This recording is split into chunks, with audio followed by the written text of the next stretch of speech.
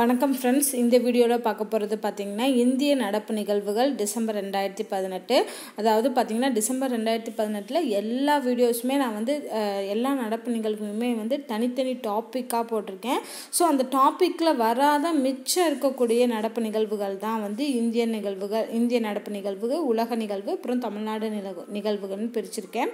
So இதில் first இந்திய நடப்பு நிகழ்வுகள் அப்படிங்கிறத பார்க்கலாம். IITF டெல்லியில் நடந்துச்சு. இது என்னன்னு பார்த்தீங்கன்னா ஒரு வர்த்தக கண்காட்சி. இந்தியா இன்டர்நேஷ்னல் ட்ரேட் ஃபேர் அப்படிங்கிறது IITF அப்படிங்கிறது இது டெல்லியில் நடந்துச்சு. இந்த விழாவில் பார்த்தீங்கன்னா இந்த வர்த்தக கண்காட்சியில் சிறந்த மாநிலமாக தேர்ந்தெடுக்கப்பட்ட மாநிலம் உத்தரகாண்ட் மாநிலம். ஸோ உத்தரகாண்ட் தான் IITF டெல்லியில் நடந்த கண்காட்சியில் சிறந்த மாநிலமாக தேர்ந்தெடுக்கப்பட்டிருக்கு. அடுத்து பார்த்திங்கன்னா ட்ரெயின் 18 அப்படிங்கிற ஒரு வகையான தொடர்வண்டி.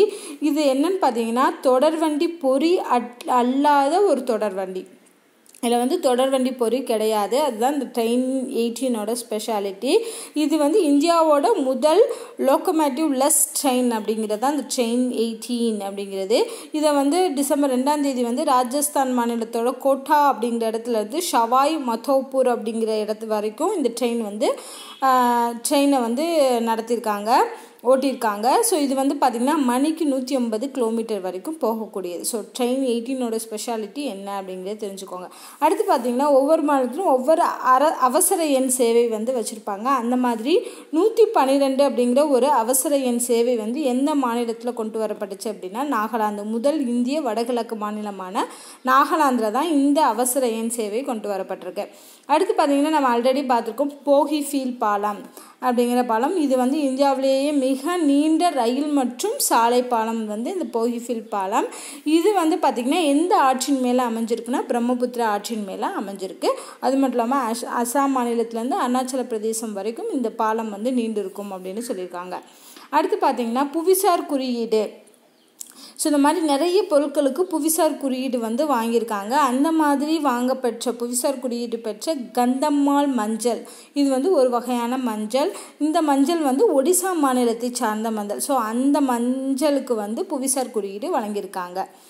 அடுத்து பார்த்திங்கன்னா உலகளாவிய கரிம திட்டம் குளோபல் கார்பன் ப்ராஜெக்ட். அந்த ஆய்வின்படி 2017 CO2 உமிழ்வு, கார்பன் டை ஆக்சைடு உமிழ்வு அடிப்படையில் நம்ம இந்தியா எத்தனாவது தரநிலையை பிடிச்சிருக்கு அப்படின்னு பார்த்திங்கன்னா 4வது இடத்தை பிடிச்சிருக்கு. அடுத்து இந்தியாவில் இருக்கக்கூடிய மாநிலங்களே எந்த மாநிலத்தில் 4 சர்வதேச இன்டர்நேஷ்னல் ஏர்போர்ட் இருக்கக்கூடிய மாநிலம் எது அப்படின்னு பார்த்திங்கன்னா கேரளா. கேரளாவில் எங்கெங்கே இருக்குது அப்படின்னு பார்த்திங்கன்னா திருவனந்தபுரம், கோழிக்கோடு, அப்புறம் கண்ணூர், இன்னொன்று கொச்சி. ஸோ இந்த 4 சர்வதேச விமான நிலையங்களை கொண்ட மாநிலம் எதுன்னு பார்த்திங்கன்னா கேரளா தான். அடுத்து பார்த்தோன்னா உள்நாட்டு நீர்வழி போக்குவரத்தில் இந்தியாவோட 2வது மிகப்பெரிய கொள்கலனுக்கான சரக்கு பிரிவை கொல்கத்தா பாட்னாவில் ஏற்படுத்தியிருக்காங்க. அடுத்து தேசிய ஓய்வூதிய திட்டம் இருக்கு இல்லையா, இந்த திட்டத்தில் மத்திய அரசோட பங்கான 10% இந்த ஓய்வூதிய திட்டத்தில் 10% சென்ட்ரல் கவர்மெண்ட் கொடுக்கும். அதை இப்போ உயர்த்தியிருக்காங்க. 10%லேருந்து 14% உயர்த்தியிருக்காங்க. அடுத்து மின்வழி கட்டண செலுத்துதலை ஏற்றுக்கொள்ளக்கூடிய முதல் மாவட்ட நீதிமன்றம். அதாவது மாவட்ட நீதிமன்றங்களில் குற்றம் செஞ்சதுக்காக பணம் செலுத்த சொல்லுவாங்க இல்லையா, ஸோ அந்த பணத்தை இன்டர்நெட் மூலியமாக இணைய வாயிலாக செலுத்திக்கலாம் அப்படின்னு சொன்ன மாவட்ட நீதிமன்றம் புனே மாவட்ட நீதிமன்றம் தான். அடுத்து பார்த்திங்கன்னா ஒரு அட்வென்ச்சர் நெக்ஸ்ட் 18 அப்படிங்கிற ஒரு நிகழ்ச்சியை ஏற்படுத்தியிருக்காங்க. இது ஏஷியாவிலேயே முதன்முறையாக நடக்குது இந்த அட்வென்ச்சர் நெக்ஸ்ட் 18. ஸோ எந்த மாநிலம் இந்த நிகழ்ச்சியை நடத்தியிருக்காங்கன்னா மத்திய பிரதேச மாநிலம். இது ஒன்றும் இல்லை, அந்த சுற்றுலாத்துறையை சம்மந்தமாக அந்த மாநிலத்தோட சுற்றுலாத்துறை சம்மந்தமாக நடத்தப்பட்ட நிகழ்ச்சி தான் இந்த அட்வென்ச்சர் நெக்ஸ்ட் 18 அப்படிங்கிறது. ஸோ எந்த மாநிலம் அப்படிங்கிறது ஞாபகம் வச்சுக்கோங்க, மத்திய பிரதேசம். அடுத்து அருணாச்சல பிரதேசத்தில் ஒரு புதிய மாவட்டத்தை உருவாக்கியிருக்காங்க. அந்த மாவட்டத்தோட பேர் ஜியோமி அப்படிங்கிற மாவட்டம். ஸோ இது அருணாச்சல பிரதேசத்தோட 23வது மாவட்டமாக இருக்குது ஜியோமி. அடுத்து பார்த்திங்கன்னா இணைய குற்றங்கள் பற்றிய விழிப்புணர்வு நம்ம ஏற்படுத்தணும் அப்படிங்கிறதுக்காக நம்ம சென்ட்ரல் கவர்மெண்ட் ட்விட்டரில் ஒரு கணக்கை தொடங்கியிருக்காங்க. அது பேர் @cyberdost அப்படிங்கிறது தான். ஸோ சைபர் டாஸ்ட்டுங்கிறது இணைய குற்றங்கள் பற்றிய விழிப்புணர்வை ஏற்படுத்துறதுக்காக சென்ட்ரல் கவர்மெண்ட்டால் தொடங்கப்பட்ட ட்விட்டர் கணக்கு. அடுத்து பார்த்திங்கன்னா கஜா புயல் வந்து நிறைய மாவட்டங்களில் வந்து சேதத்தை விளைவிச்சிச்சு. ஸோ எந்தெந்த மாவட்டங்கள் அதிகமாக பாதிக்கப்பட்டுச்சு அப்படின்னு பார்த்திங்கன்னா நாகப்பட்டினம், திருவாரூர், தஞ்சாவூர், புதுக்கோட்டை, அது மட்டும் இல்லாமல் கொடைக்கானலில் உள்ள சில பகுதிகளும் இந்த கஜா புயலால் அதிகமாக பாதிக்கப்பட்ட மாவட்டங்கள் அப்படின்னு சொல்லியிருக்காங்க. அடுத்து பார்த்தோம் அப்படின்னா 2019 காலநிலை மாற்ற செயல்திறன் குறியீடு CCPI அப்படிங்கிற குறியீடு. ஸோ இதில் இந்தியா வந்து 11வது இடத்தை பிடிச்சிருக்கு. 11வது இடம் காலநிலை மாற்ற செயல்திறன் குறியீட்டில். அடுத்து பள்ளி மாணாக்கர்களுக்கிடையே திறமையை வளர்ப்பதற்காக பிரதிபா பவா அப்படிங்கிற ஒரு திட்டத்தை வந்து மத்திய பிரதேச மாநில அரசு கொண்டு வந்திருக்காங்க. ஸோ பிரதிபா பவா வந்து மத்திய பிரதேச மாநிலம். அதே மாதிரி முன்னாடி பார்த்தா அட்வென்ச்சர் நெக்ஸ்ட் 18 அப்படிங்கிறதும் மத்திய பிரதேச மாநிலத்தில் தான் நடந்துச்சு. அடுத்து பார்த்திங்கன்னா இணைய வழி, அதாவது இன்டர்நெட் மூலமா மருந்துகள் விற்பதை வந்து தடை செய்யணும், ஆன்லைன் மூலமா மருந்துகள் விற்கக்கூடாது அப்படின்னு தடை செய்த உயர்நீதிமன்றம் வந்து டில்லி உயர்நீதிமன்றம் தான். அடுத்து பார்த்திங்கன்னா எக்கோ நிவாஸ் சம்ஹிதா 2018. இது என்னன்னு பார்த்தீங்கன்னா குடியிருப்பு கட்டிடங்களுக்கான ஆற்றல் பாதுகாப்பு கட்டட குறியீடு. குறியீடு கொடுப்பாங்க, இந்த ஆற்றல் பாதுகாப்பெல்லாம் இது இந்த கட்டடத்தில் இருக்குது அப்படிங்கிறதுக்கான ஒரு குறியீடு தான் இந்த எக்கோ நிவாஸ் சம்ஹிதா 2018 அப்படிங்கிறது. ஸோ இந்த குறியீட்டை அறிமுகம் செஞ்ச அமைச்சகம் எது அப்படின்னு பார்த்தீங்கன்னா மின்துறை அமைச்சகம் வந்து அறிமுகம் செஞ்சுருக்காங்க. அடுத்து நாடாளுமன்றத்தில் பெண்களோட இடஒதுக்கீடு வந்து 33% வந்து இருக்கணும், அவங்களுக்கு வழங்கணும் அப்படிங்கிற தீர்மானத்தை முதன்முறையாக கொண்டு வந்த மாநிலம் வந்து பஞ்சாப் மாநிலம். ஸோ பஞ்சாப் மாநில அரசு தான் நாடாளுமன்றத்தில் பெண்களுக்கு 33% வந்து இடஒதுக்கீடு வழங்கணும் அப்படிங்கிறதுக்கான தீர்மானத்தை கொண்டு வந்திருக்காங்க. நம்ம இந்தியாவில் முதலாக தனியார் ஆளில்லா விமான தொழிற்சாலை வந்து எங்கே அமைய போகுது அப்படின்னு பார்த்தீங்கன்னா ஹைதராபாத்தில். ஸோ ஹைதராபாத்தில் தான் ஆளில்லா விமான தொழிற்சாலை அமைய போகுது. அடுத்து பார்த்திங்கன்னா நம்ம அண்டை நாடான நேபாளத்தில் வந்து 100 ரூபாய்க்கும் அதிகம் மதிப்புடைய எல்லா பணத்தாள்களையும் வந்து இந்திய பணத்தாள்கள் எல்லாத்தையுமே வந்து தடை செஞ்சுருக்காங்க. ஏன்னா நேபாளத்துலேயும் ரூபாய் நோட்டுகள் தான் யூஸ் பண்ணுறாங்க. 100 ரூபாய்க்கு மேலே மதிப்புடைய எல்லா இந்திய பணத்தாள்களையும் தடை செய்த அண்டை மாநிலம் வந்து நேபாளம். அடுத்து பார்த்திங்கன்னா ஆவண குறும்பட பிரிவில் வந்து ஆவண குறும்பட பிரிவில் 91வது ஆஸ்காருக்கு தெரிவாகியுள்ள இந்திய திரைப்படம் எது அப்படின்னு பார்த்தீங்கன்னா பீரியட் எண்ட் ஆஃப் சென்டென்ஸ் அப்படிங்கிறது.